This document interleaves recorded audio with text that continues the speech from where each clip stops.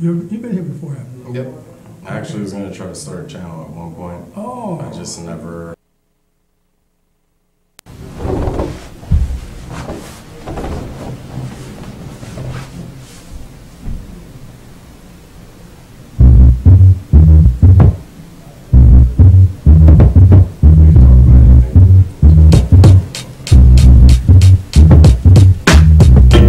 Live from PATV Studios, it's The Lyle Style Show.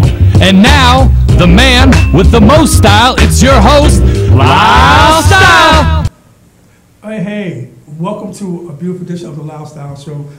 I'm your host, Lyle Van Harris, here with you again. Another beautiful show. I mean, we have a really good show. We're going to be talking about the art of boxing and with a person that's been doing it for a while, and that's been and has his co-owner of his own gym called ICOR. So I want to welcome my good friend Clif Johnson.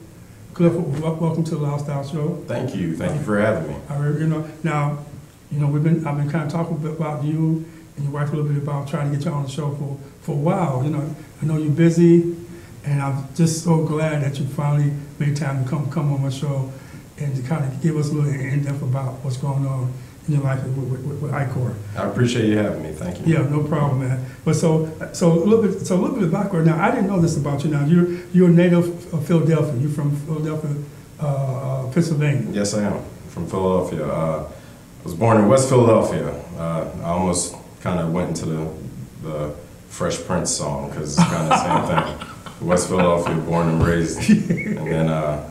Ended up moving to Delaware after a while and spending some time in Delaware. So, West Philadelphia is where I'm from, but I moved to Delaware and started boxing probably around, I believe I was like 12 or 13. Right, 12 years old, age of 12, yeah. At your father's gym, matter of fact. It started off not in a gym. It started off very, very, very basic. Yes. My father originally... my father was a bodybuilder. Okay. So originally my father wanted to build a bodybuilding gym. And then he went towards boxing a little more because he had boxing in his background. And then he decided he wanted to try that out a little bit and got my cousin and I into it, and we really started pushing forward in it. My cousin and I kind of started the way there. Right, you kind of blossom and doing what you're doing. Because you were very young, like I said, 12 or 13, that has to be young. And over a boxing span of 10 years, though, you've been doing it. Yeah, it's roughly about 10 years, on and off, yeah. Oh, wow. And I see also here that you participated in won numerous local, regionals, and national championships. Yes, that is true. Competitions. Absolutely. Wow. I mean, so that had to be a really good thing, as you're growing up, being young and having those accomplishments under your belt. It was great. It was my father really, he wanted to push me. He already knew I liked challenges, and I was a very feisty kind of guy, so he pushed me into that direction because he knew it would be the right thing for me at the time. Wow. Yeah, it was great. It was great. Okay, can you tell me, what was your first, at your young age, your first belt that you can think of directly to your mind? I can tell you my first fight that I can recall. My first fight was at Frawley Stadium, I want to say. And I was so nervous, it was ridiculous. Like I was nervous and excited all at once. That's the honest God truth. The one thing that really helped me out was because we were a small, tight-knit group, when we first were starting off with our training, like, we really had each other's back, and we really motivated each other a lot. So my cousin, he was going to be the big fight of the night. Oh, okay. I had to start it off. Okay. And we were because we were a brand new gym. It was we were pretty unknown. You know what I mean? So obviously, my cousin went out there and he went against a big head name guy. I went out there and it was just my first fight. I had no idea. During my first fight, I wasn't thinking in any way, shape, or form about who I was fighting. All I knew was, all right, it's time to fight. Yeah, right. Ready to fight. I feel the nerves and everything, but I like fighting for fun a lot more. So I didn't really get scared.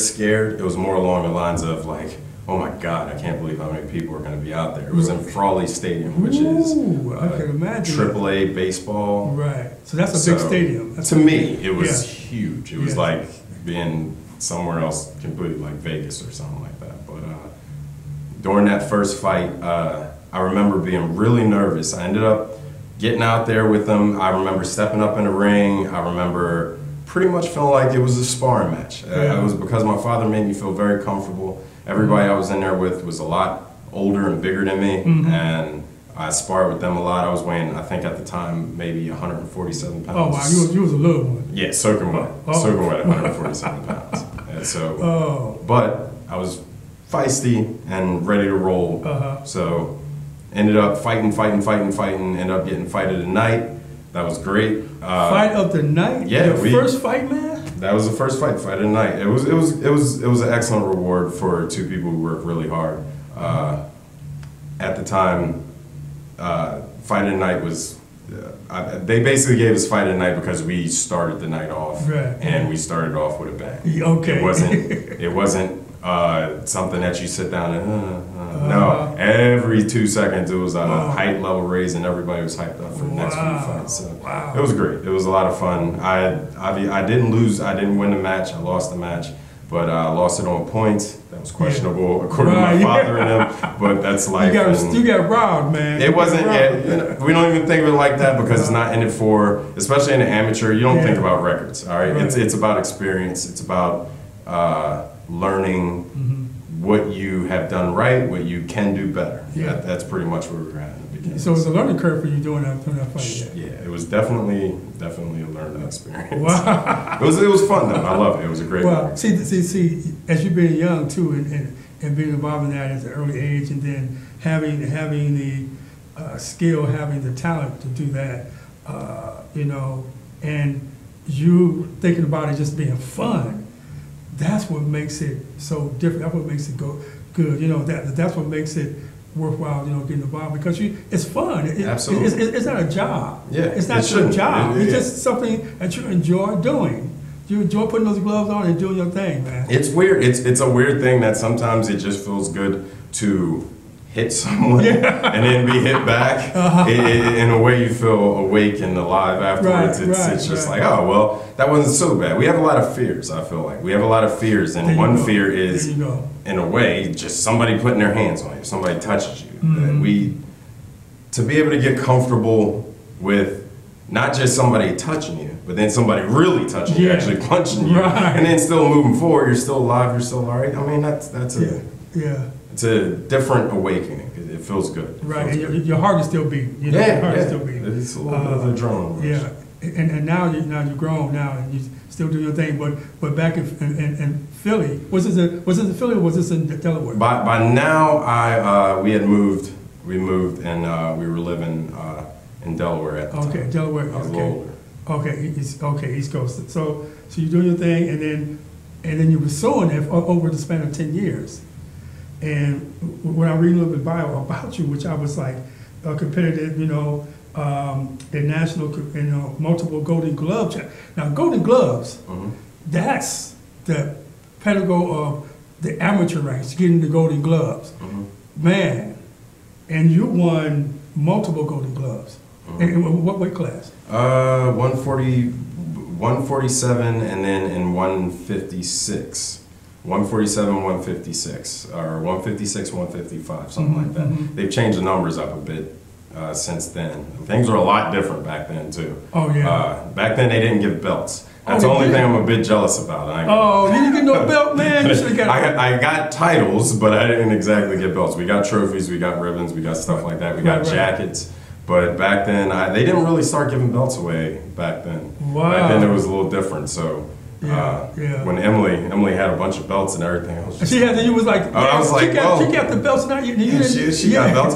It's not about the belts. I don't think about it like, oh, I need a belt or anything. I liked it for fun, like I said. It was a thing that I just liked the challenge of it more than anything else. I didn't really trophies and everything are beautiful. Right. They look great. They do, right? You got them all up in your house. They'll let you know your accomplishments, but at Right. the same time, I feel like the accomplishment is really inside. Inside So, you, inside you. if you know what you did, then that's the most important. But you get confidence in what you're doing. Mhm. Confidence in knowing that you, as a person, can take care of yourself in any given situation. Mhm. You can take care of yourself, not only yourself, but the person that you're with, that you care about. You, as a person, as a young man, can actually, take care of it.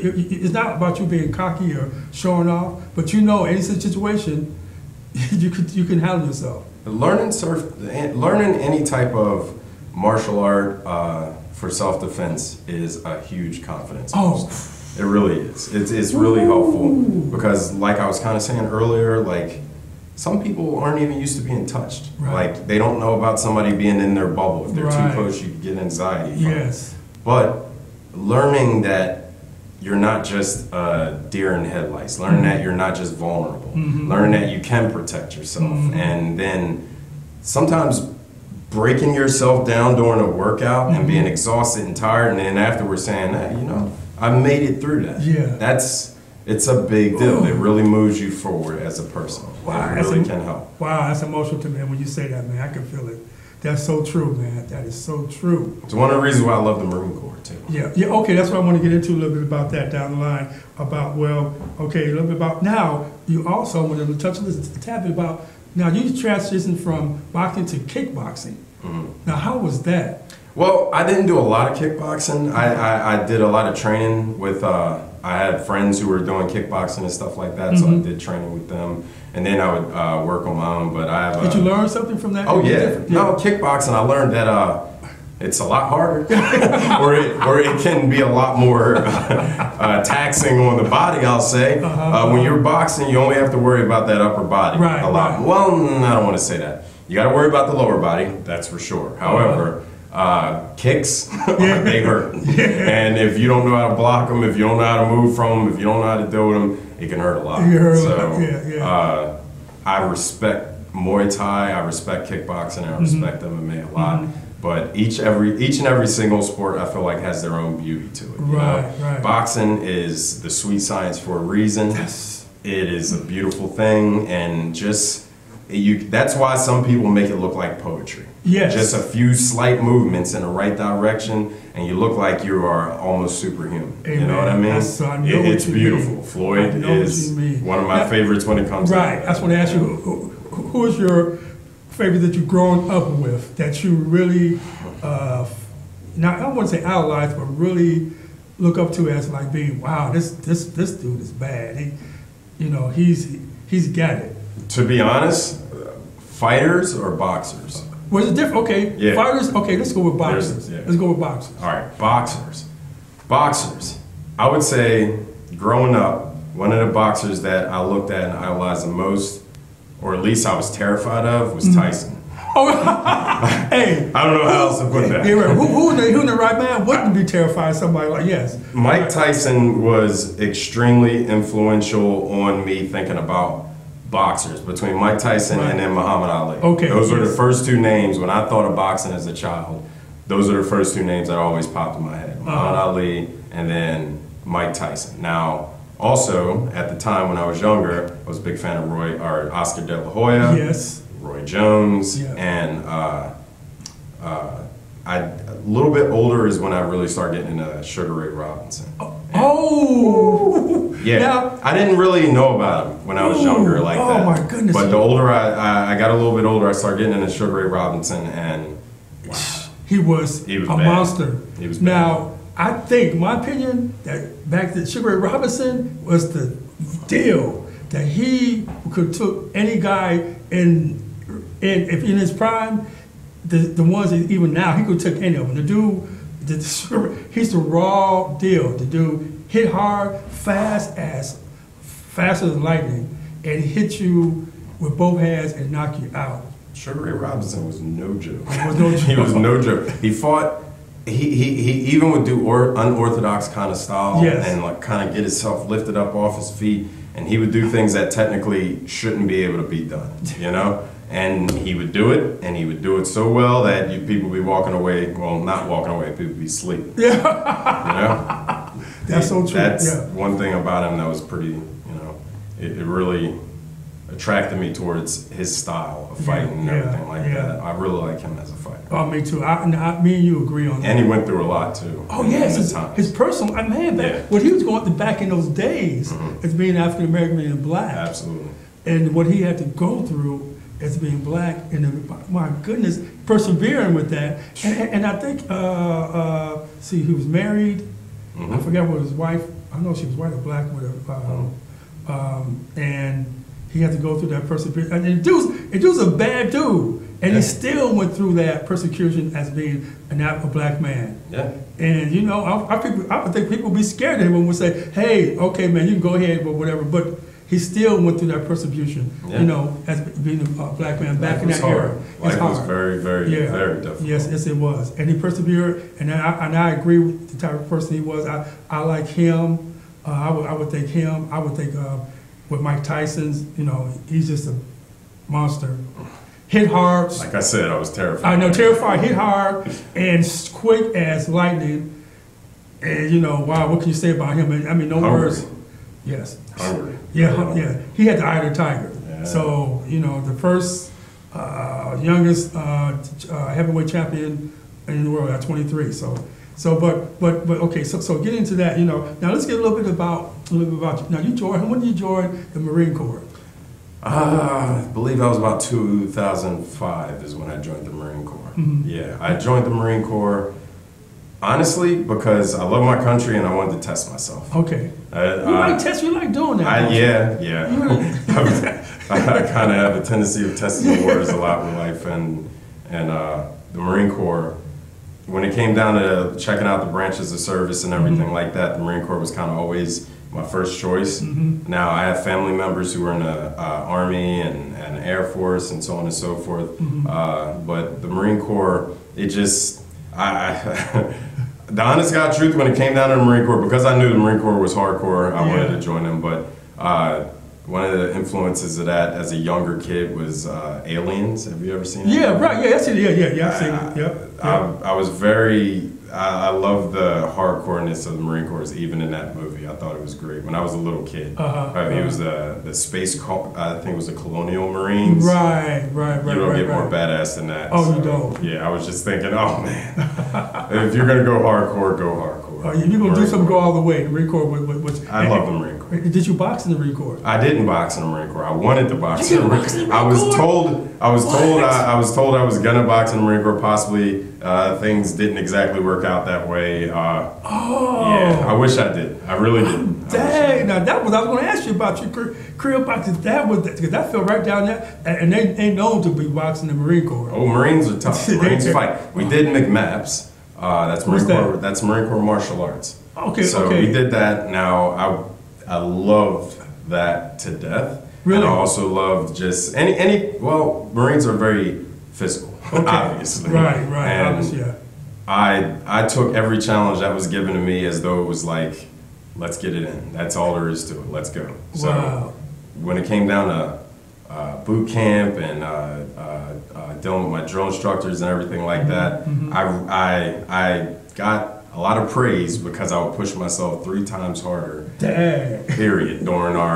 We had to challenge each other for just like stuff like pugil sticks and things along those lines, and really pushed it. That's also we had a good time in there. Yeah, it seemed like that really was just your field right there. To me, it seemed like if they're gonna challenge you, then you don't want to do it. It has to really challenge you and push you to limits in order for you to really want to be involved. When you like those challenges, I like people. I like people, and I like challenges. Mm-hmm. So when it came down to the Marine Corps, I got to deal with a lot of different type of people, really good people. Right. And then the challenges. Sometimes you have a lot of different personalities that all mix together, and if you find the right way to mix them together, you can do anything. And the Marine Corps shows exactly that. Wow. So. And that even goes out into your daily life now, as you being a grown man, doing your thing, being co-owner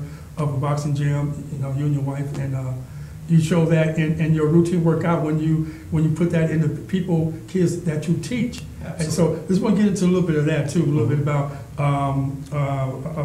so you got out of the Marine Corps. Now when did you make your way out to Iowa? That was roughly about 2013. 2013. Yep, 2013 is when I came out to Iowa. I was actually on my way to California. So And you stopped in Iowa. You never left, huh? that's how that is. Yeah, stopped in Iowa, and I heard Iowa. Well, when I was stopping through here, I heard Iowa City was one of the biggest and best party towns and coolest places in the world. Yes. So a couple of my buddies, they were like, all right, let's go check it out. All right. So ended up going out to Iowa City and realizing it was very true. It was extremely true. Yes, it was. It was #1 party town. You guys, Iowa, I respect, and Iowa City, I respect so much for the fact that they really, truly back up their team. Like, I love that. That's kind of how we are as Eagles fans in Philadelphia. You guys take the same passion, and I was just amazed at the tailgating that was going on. Like, there was just, I was following a crowd, man. There was a whole crowd of people going over to go tailgating before the game, and I fell in love with it. I was like, everybody was just happy. I know. People love it. Motivated. Yeah. They love it. Win or lose. Win or lose. They won. They definitely won. And if they lose, they drink more. If they win, they drink more. So it's a win-win. You know, I mean, that's why this is party town. But so you came in 2013, and how did you find out about I-Corps? I ended up meeting Emily, and meeting Emily, we just kind of started to talk about boxing and stuff. Well, we were just talking in general, and then boxing came up, and it kind of, there was a little bit of a challenge face-off there.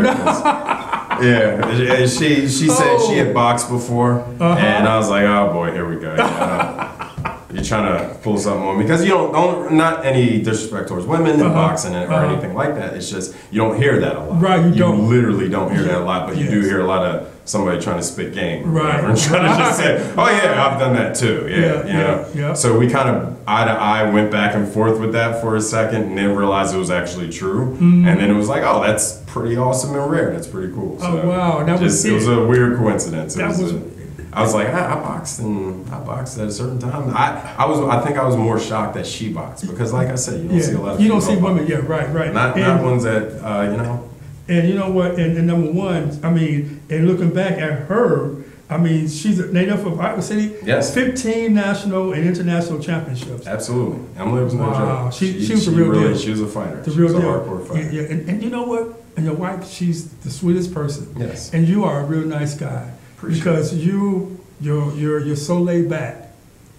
You're so laid back. Appreciate it. But you got that passion. I see that passion in your eyes when it comes down to what you're doing. Appreciate it. I really do. I see that. I see the passion in Emily, and both of y'all. I mean, and she's the real deal. And she was involved in MMA too. Oh yeah, absolutely. Emily did boxing and MMA. Yep. And you did. It's like y'all was just meant to just meet at that time. You know. It was very interesting. Yeah. It was very interesting. Definitely. Oh, I love it, man. Unexpected, but a pleasant surprise. Yes, it was, man. It was. And so she started the I-Corps. So then you just kind of brought you along, or you just say, hey, let me see what this is about. Well, yeah. At the time, she asked me to help her out with things, and let's try to just keep moving forward and build I-Corps up a little bit more, and just decided to take it in a little bit of a different direction than it was currently going in. Wow, and y'all did a beautiful job with it, man. Appreciate it. Beautiful. Oh my goodness. And a quick little thing that I want to touch on a little bit about the program Rock Steady, and also how it helps people with Parkinson's disease. Absolutely. Now tell us about boxing and Parkinson's disease. Do you never think that they two would? Okay, 5 minutes. Take that those two things would coincide with each other. Quickly, tell me a little bit about that program. We have our Rock Steady Parkinson's disease program. It's called our Rock Steady program. It's just basically you have issues with motor skills, Right, and yes. you have issues with hand-eye coordination and such. And boxing, everything that boxing has goes hand in hand with a lot of the symptoms and issues of Parkinson's disease. And the way we looked at it was boxing is such I feel like a universal thing. It can be used to help out in multiple different ways. How else can we figure out a way of making this work? And that's when we started doing our research and looking up things a little bit, and then we realized the Michael J. Fox program, they had Parkinson's boxing, Right, and then and we decided to look into that a little bit more, and that's how we found Rocksteady. Oh, okay. And from there, that's when we decided to go and take some classes and learn more about it, and then try to bring the program here, because we noticed there was nowhere else out here that has it, and there's people with issues. Right, and we want right. to try to help out as many people as we possibly So you made a can. need. There was a need for it, and you solved that need for that. It should Filled that be need. everywhere. It literally should, because we have people with issues everywhere, and it shouldn't be something that is hard access. Now, the thing is, we have boxing, so it's a specialty thing. Right. But I feel like if we could get Rocksteady branched out all over the United States, even in small pockets everywhere, I mean, anything that can help, that's what we should Right. do. Well, hey, let's do it then. Absolutely. Let's do it. I mean, you're starting out with your gym in the program. I'm quite sure people benefited from that. They're great people, working hard Yes. every day. Yeah, and Well, not every day, every other day. every day, right. And also you have everything here. And also you have a UFC instructor. She was a UFC MMA person. And Julie Kedzie. Kenzie. Yes. She's in UFC. Fireball. Fireball. She's no joke. And she's down with you, in your gym teaching young people, teaching young kids, whatever, about the art of MMA. And I mean, she's the real deal. Yes, she is. She's She's a an real awesome deal. person too. Julie is really, she's great. She took the time out just recently to do a free class for youth over this past Saturday, and she did great with everybody there. She's just a really good person who's. We're really happy to have her a part of our team because we try to keep it very small and tight knit for a reason, because we care about each and every single person who comes through that door. Period. And we don't matter. It doesn't matter who you are. Yeah, period. you know what? We're there to help out. And I know that. Because when I came there a long time ago, came to the door to look, you took the time, you took time out and say, hey, how you doing, blah, blah, blah, blah, and talk to me a little bit, and you was teaching class or whatever like that, and I said, Dad, this guy teaching class, and look at him, he's a professional, and he's really, talking to me, wanted me, if you want to get in and whatever like that, come on, take your shoes off or whatever, that. I said, wow. So I said, Dad. So Dad, we only see, time flies, man. I told you, time. You're right. Half hour does true. not stay, especially when you talk about something really good. Yeah, absolutely. And this is a good subject. And so I definitely would want to like to have y'all to come back on the show. Definitely you and your wife and Julie too. Okay. And talk a little bit about, get in depth about what ICOR is about. Absolutely. We got 2 minutes left. So in those 2 minutes, what would you say to any young person that has passion? I would say right now, here in Iowa City, there's things to do, but then there's things to do that can also make you a better person. I would say definitely go and try out. Even if you've never fought before, if you've never done anything along those lines, try out some boxing. Try out ICOR. Come by and really get a good feel for it. Nobody ever said it was going to be the easiest thing on the face of the earth, but real improvement never is. And honestly, we will push you to be the best person you can be. We'll back you up to the bitter end, and then at the end of the day, it's really all about you. And we're just here to assist you and make sure that you can be the best you can. I know, and now you have a Facebook page. So Absolutely. What's the Facebook page name? You can look us up on ICOR MMA on Facebook. Also, our Rocksteady program. It's ICOR Boxing Rocksteady. That's also on Facebook as well. You can look up. And we also have a nonprofit organization, United as One. United as One is really basically meant to just kind of bring people together And if you're interested, more than welcome to check that out on Facebook as well. Amen. That's a beautiful man. Man, I hate this. We leaving the show like this because it's a lot more we can talk about, Cliff. But I appreciate you coming on the show, man. Come by. Bring your insight, man. Insight. And you know, I like to come down there and maybe take a little trial test and see if I can, you know, with it and see if it's something that would fit me because I definitely want to learn a little bit about boxing. So, Absolutely. So, would you be my trainer? Absolutely. Okay. Without thinking twice. Okay, that's cool. Now everybody heard he's gonna be my trainer That's now. right. There Everybody it is. heard that. So yeah, so good. Cliff, God bless you. You to tell Emily I say hello. Yes. And I definitely want y'all to have to come back on the show again. Absolutely. With that, he used to tell me to wrap it up. So with that, hey, I wanna say, hey, thank y'all for watching the Lyle Style Show. This is your boy Lyle Van Harris. As Cliff said, you know, hey, try it out, try something new, push yourself like he did. He's some proof that he pushed himself, and look what he's been doing with his life, and look what he's continuing to do. So I continue out to really begin to be positive, always keep styling, profiling. And Denzel, I'm sorry for bumping you, man. Next time I have you on the show, Denzel. And Denzel Washington. Hey, you know, you're gonna be my guest, man. So don't think I'm not forgetting about you. I have to have my boy Clif on the show. So next time I'm gonna have you on the show. So until then, I want everybody to always remember to keep it classy. I'm out of here.